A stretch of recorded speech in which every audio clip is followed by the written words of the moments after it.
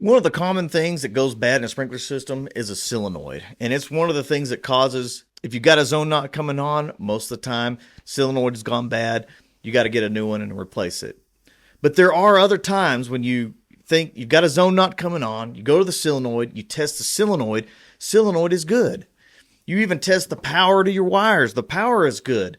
And guess what was the problem? It was the wire splice.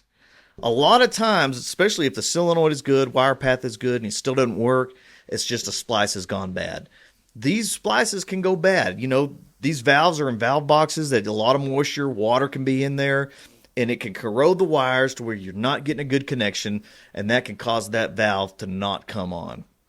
Now, one of the most critical things, when you are going to splice a solenoid in, make sure you're using a weatherproof type wire splice connector. This has got the little grease stuff in there.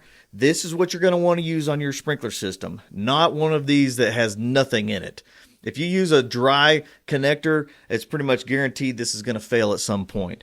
Now, these are going to last for a little while. These still can go bad. The grease can dry up. You can still have a bad splice. So one of the things you want to check is if everything is good, cut back some of the wire, get to some good clean copper and good clean wire, and redo that splice. That may be the thing that fixes that zone. You didn't have to do anything else. And then, again, make sure you use these right connectors, get the system back working again.